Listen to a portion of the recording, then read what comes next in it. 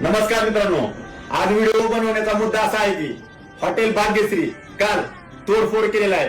बिचाऱ्याचं hotel चांगलं टॉपला चालू होतं. मराठी माणूस आहे, मराठी उद्योजक आहे आणि गरिबीतनं एखादा वरी जात असेल तर त्याची पाय खेचाखिची अशी करू नका. माझी एक सगळ्यांना विनंती आहे की हॉटेल जरी त्याचं बिचाऱ्याचं बंद असलं तर काही कारणांविषयी बंद असतंय. आम्हाला माहित आहे हॉटेल बंद असंच ठेवत नाहीत, कारण कामगार असतात, पगार असतात, भाडं असतात. असं हॉटेल बंद ठेवणं म्हणजे 5-10 रुपये त्याचं बिचाऱ्याचं नुकसान असतंय. त्याला काय हाऊस नसते बंद ठेवायची, तर त्याला काय अडचणीमुळे बंद ठेवलेलं असतंय. तरी त्याला सपोर्ट करा तुम्ही. बंद करण्याला तुम्ही तोडफोड करू नका किंवा काय तुमची दुश्मनी असेल तर ते दुश्मनी त्यात काढू नका.